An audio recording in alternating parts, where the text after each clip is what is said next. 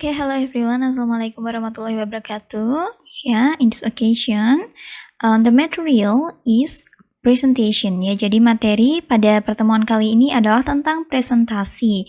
Nah, tujuan dari materi ini apa? Setelah meeting ini nanti kalian diharapkan dapat melakukan presentasi dengan baik dan benar menggunakan bahasa Inggris ya. Jadi diharapkan kalian nanti dapat melakukan presentasi singkat dengan menggunakan bahasa Inggris gitu. And then a presentation itself is a formal talk to one or more people that presents ideas or information in a clear and a structured way ya. Jadi kita mulai dari pengertian presentasi itu sendiri ya. Jadi presentasi adalah suatu pembicaraan formal ya dengan satu orang atau dua orang atau mungkin lebih ya, yang menyajikan suatu ide atau informasi dengan cara yang jelas dan struktur kayak gitu. Nah, biasanya tujuannya untuk apa ya? Tujuan orang memberikan presentasi itu karena mereka ingin berkomunikasi untuk menginformasikan, untuk melatih, untuk membujuk atau memberikan suatu materi kepada orang lain atau bisa juga untuk menjual kalau itu dilakukan oleh seorang seller kayak gitu ya. And then people are sometimes afraid to speak in public because they are unprepared or unfamiliar ya. Jadi terkadang orang-orang itu takut dan kayak nggak siap gitu ya untuk berbicara di depan umum atau untuk melakukan public speaking, karena kita tahu kalau presentasi kan biasanya kita sebagai presenter itu harus berhadapan dengan orang banyak yang ada di depan kita. Nah, banyak orang yang tidak memiliki kemampuan itu karena mereka tidak terbiasa. So, in this meeting, we will learn how to prepare a good presentation ya. Jadi, kali ini kita akan belajar bagaimana untuk mempersiapkan presentasi dengan baik. Nah, kita masuk ke bagian atau ke materi bagaimana cara kita mempersiapkan presentasi agar lebih pede dan gak nervous gitu. Nah, yang pertama apa? Jadi set your goal. Jadi kalian harus menentukan tujuan dari presentasi kalian itu dulu. Kalau kalian tujuannya untuk menjual or to persuade people ya, or to sell ya, berarti kalian harus menggunakan lebih banyak kalimat ajakan. Ya kan? Kalian harus pintar bagaimana cara kalian mengajak atau membuat orang lain tertarik dengan apa yang kalian presentasikan atau produk yang kalian jual kayak gitu. Nah, kalau tujuan kalian ingin menyampaikan informasi, berarti ya kalian harus memilih kata atau kalimat yang jelas agar audiens atau orang yang menjadi peserta dari presentasi kalian itu dapat mengerti dengan baik dan jelas dari apa yang kalian ungkapkan kayak gitu ya. Jadi yang pertama adalah set your goal ya. Kemudian yang kedua adalah who is the audience. Jadi kalian harus mengenal audiensnya dulu. Ya, hal ini juga penting karena apa? Kalian harus menyesuaikan bahasa yang kalian gunakan. Misalkan kalau audiensnya itu anak-anak, ya berarti kalian harus membuat atau mengkondisikan agar suasana presentasi kalian itu sangat menyenangkan dan dapat menarik perhatian anak-anak itu tadi ya. Mungkin bisa dengan lagu-lagu, bisa dengan games kayak gitu. Kalau misalkan audiens kalian itu adalah rekan kerja misalkan ya, atau mungkin kalian sedang di dalam meeting ya, berarti kalian juga harus menyesuaikan bahasa yang kalian gunakan ya. Misalkan untuk meeting di suatu perusahaan misalkan ya, kalian sedang mempresentasikan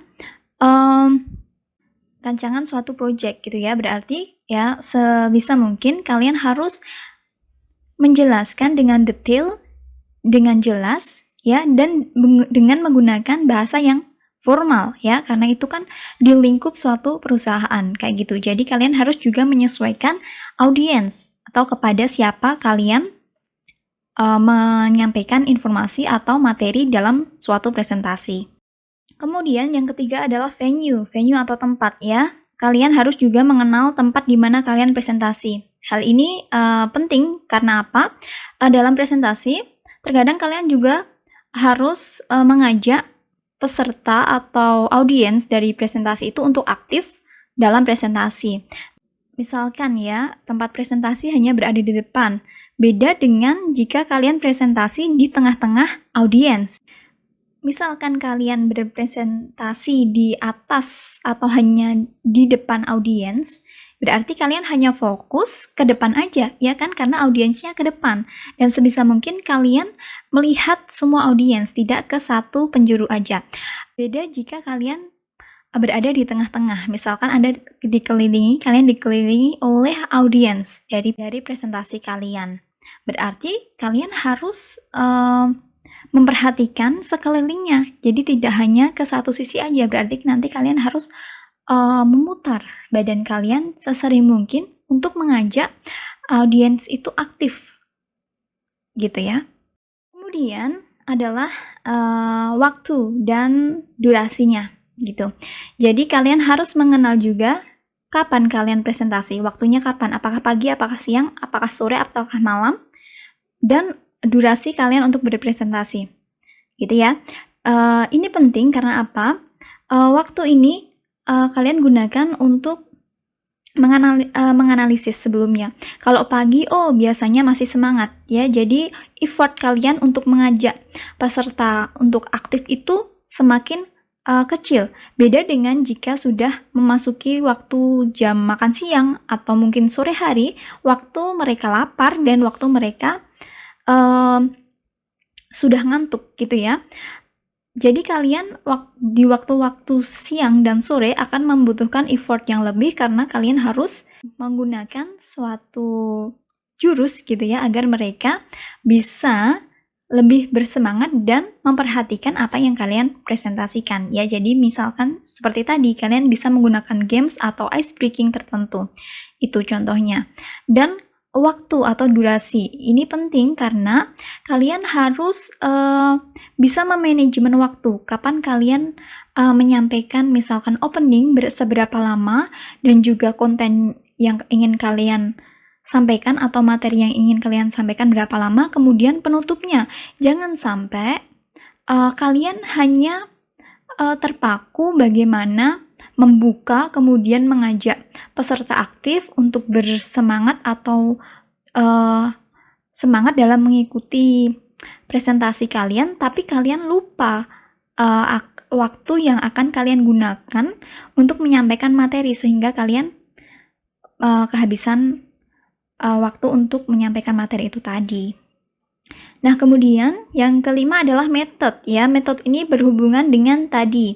Kalian mengenal audiensnya dan juga tujuan dari presentasi kalian. Misalkan kalian dalam situasi yang formal mempresentasikan suatu misalkan jurnal apa atau hasil penelitian kalian misalkan ya dalam presentasi sidang skripsi gitu ya, maka metodenya adalah kalian harus menggunakan pendekatan yang formal ya, karena kalian sedang berada di suatu situasi yang formal yaitu dalam sidang skripsi. Beda kalau kita berada di presentasi yang tujuannya untuk menjual produk atau mempresentasikan sesuatu yang bersifat informal gitu ya. Berarti kita nanti bisa menggunakan bahasa yang informal juga dan suasananya kan juga informal gitu ya. Dan kita juga bisa menggunakan ice breaking, bisa menggunakan games ya. Kalau di presentasi formal seperti di presentasi sidang skripsi kayak gitu ya, kan tidak mungkin kita menggunakan ice breaking dan juga games kayak gitu ya. Jadi kita menentukan metode ini berdasarkan tujuan dari presentasi dan juga audiens kita. Kemudian masuk ke konten atau isinya, kalian harus benar-benar mengerti dulu ya, memahami, mendalami apa yang ingin kalian sampaikan, materi yang akan ingin kalian presentasikan gitu ya. Jadi kalian bisa memilih dan memilah bagian mana yang sekiranya penting yang harus saya sampaikan kayak gitu ya. Jadi kalian must be selective ya. Kalian harus selektif dalam memilih bagian yang penting untuk disampaikan kepada audiens gitu. Nah, ini tadi juga berhubungan dengan tujuan dari presentasi itu tadi ya. Jadi materinya apa, tujuannya apa, kemudian materinya apa, kalian sesuaikan kayak gitu. Jadi jangan too much memberikan materi tapi tidak to the point. Jadi terlalu banyak pengiringnya, materi pengiring, tapi lupa untuk menyampaikan konten atau inti dari materinya. And then we come to the structure of a presentation. Ya, jadi struktur dari suatu presentasi. As well, organized presentation with a clear structure is easier for the audience to follow. Ya, jadi presentasi yang tertata rapi dan terstruktur itu akan lebih mudah diikuti oleh audiens gitu. Most presentations are organized in 3 parts. Ya, jadi kebanyakan atau sebagian besar presentasi itu dibagi dalam 3 bagian gitu ya. Yang pertama adalah beginning. Ya, beginning ini you can give short introduction ya, such as welcome your audience, introduce your subject, explain the structure of your presentation and the rule for question, for example ya. Jadi pada bagian awal ini atau pembukaan ini kalian bisa memberikan pengantar singkat berupa introduction. Kalian memperkenalkan diri secara singkat, kemudian kalian menyambut audiens ya, dan memperkenalkan materi atau subjek yang akan kalian sampaikan ya. Kemudian kalian juga bisa menjelaskan peraturan selama presentasi, misalkan ada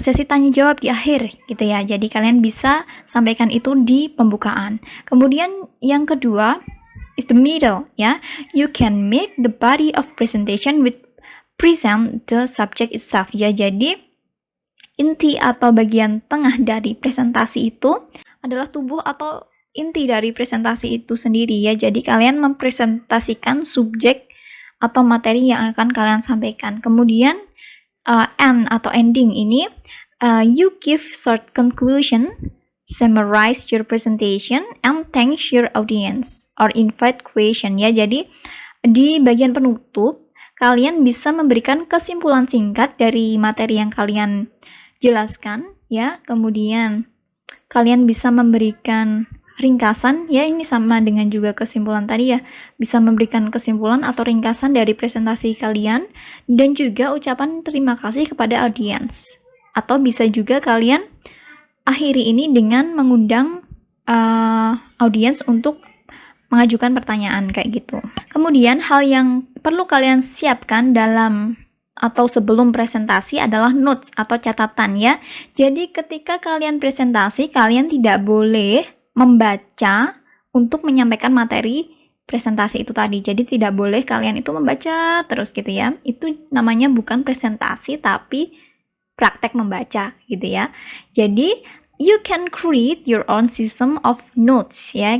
Jadi kalian bisa menulis catatan kalian sendiri yang berisi apa? Write down keywords to remind them ya. Jadi kalian bisa menuliskan kata-kata kunci atau hal-hal penting yang akan kalian sampaikan untuk presentasi ya. Jadi itu bisa kalian gunakan untuk guideline atau acuan dalam kalian melakukan presentasi ya. Misalkan pertama nanti saya akan membahas ini, the second apa, jadi cuma poin-poinnya aja. Itu digunakan untuk jaga-jaga kalau kalian lupa setelah ini saya mau ngomong apa sih kayak gitu. And then rehearsal ya, jadi rehearsal atau latihan ya. You should leave time to practice your presentation 2 or 3 times ya. Jadi sebaiknya kalian menyisihkan waktu untuk berlatih presentasi itu 2 atau 3 kali sebelum kalian benar-benar presentasi di depan audiens kayak gitu.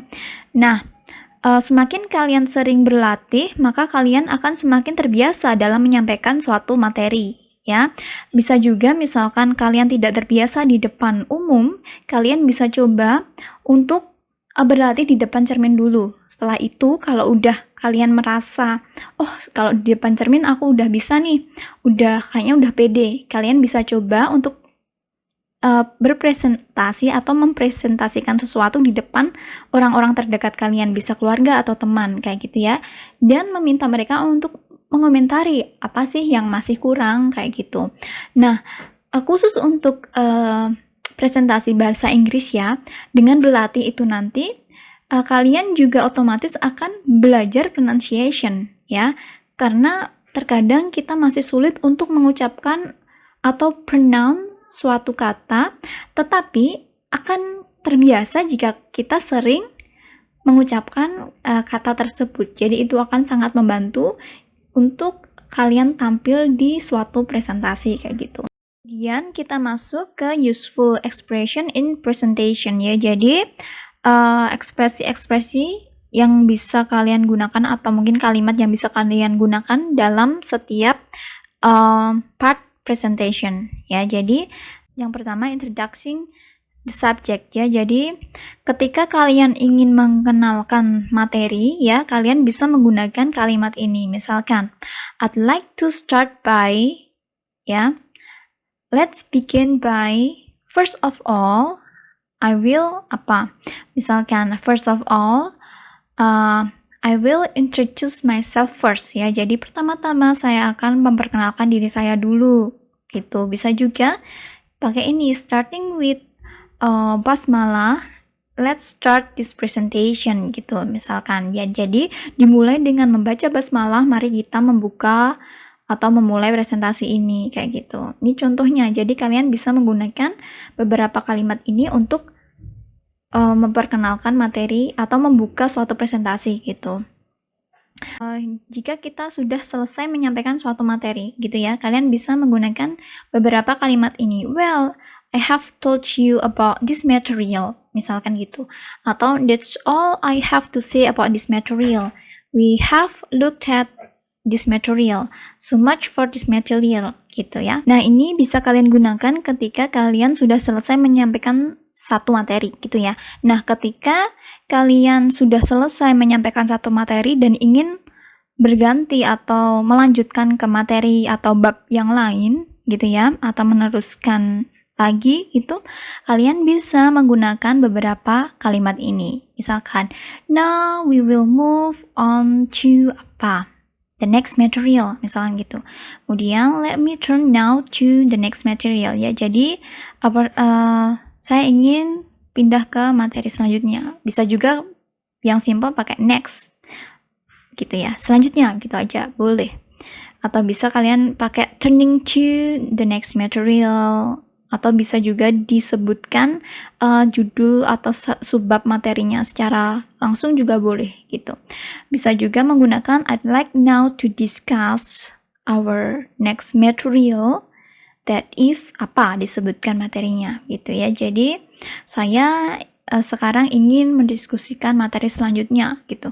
Kemudian bisa juga menggunakan kalimat let's look now at bla bla bla. Oke, mari kita lihat ke materi selanjutnya gitu ya. Ini bahasa Indonesianya kayak gitu. Kemudian adalah analyzing a point and giving recommendation. Jadi menganalisis suatu poin dan memberikan rekomendasi. Kalian bisa menggunakan kalimat-kalimat ini. Where does that lead us? Kemana hal itu akan membawa kita? Let's consider this in more detail. Ya, jadi mari kita pertimbangkan hal ini lebih detail lagi gitu. Bisa juga what does this mean for ABC? Ya, jadi kalian bisa menggunakan penekanan ini. Misalkan apa artinya ini bagi kita gitu ya. Ini ABC ini misal kayak contoh suatu perusahaan atau apa gitu ya. Jadi ini nama. Kemudian lanjut ke giving example ya. Ketika kalian ingin memberikan contoh ya. Bagaimana sih cara kita membuat kalimat kalau kita ingin memberikan contoh dalam bahasa Inggris gitu ya, dalam suatu presentasi. Nah, kalian bisa menggunakan ini. For example, ya jadi sebagai contoh apa? Kalian kemudian langsung bisa memberikan contohnya. Kemudian, a good example of this is bla bla bla. Apa? kayak gitu. Kemudian as an illustration, ya sebagai ilustrasi, atau bisa juga to give you an example, ya untuk memberi Anda atau kalian contoh gitu. To illustrate this point, atau untuk mengilustrasikan poin ini, apa? Kemudian diikuti contoh kayak gitu. Jadi ini adalah kalimat-kalimat yang bisa kalian gunakan untuk memberikan contoh dalam suatu presentasi.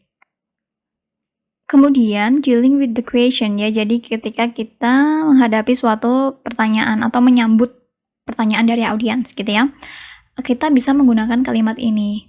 We'll be examining this point in more detail later on, ya. Jadi kita akan memeriksa atau kami akan memeriksa poin ini lebih detail lagi nanti kayak gitu. Bisa juga I'd like to deal with this question later if I may. Saya ingin menjawab pertanyaan ini nanti. Kemudian bisa juga kalian mengungkapkan I won't comment on this now. Saya tidak akan berkomentar tentang ini sekarang, ya. Kemudian masuk ke conclusion, ya.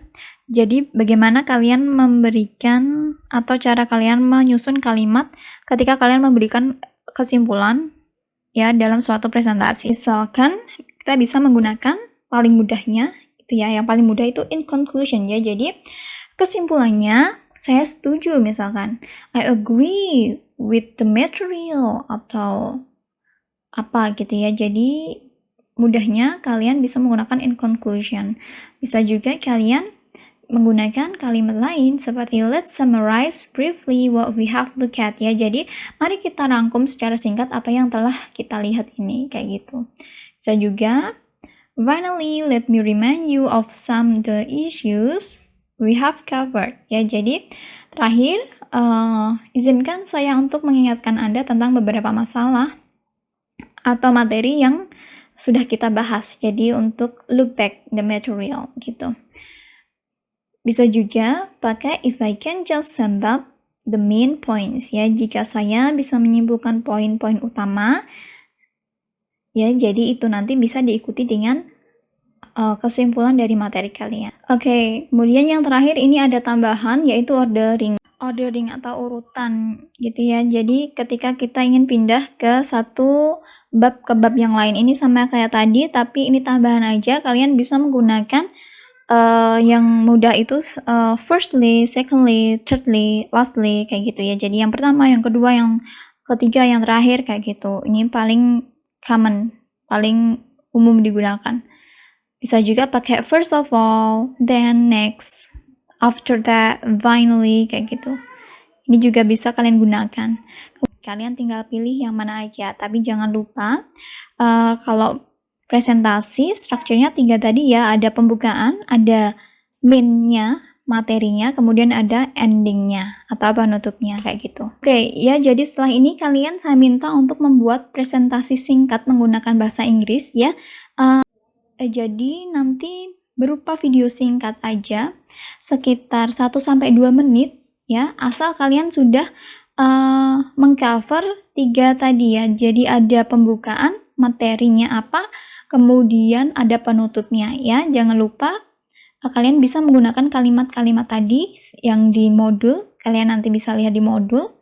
Kemudian untuk temanya apa nanti akan saya share, ya. Bisa saya share di grup atau nanti di bagian assignment di Open Learning, ya. Just check Open Learning and WhatsApp group, ya. Nanti akan saya share materi dari apa yang harus kalian presentasikan gitu. Oke, I think it's enough for today. Thank you for your attention.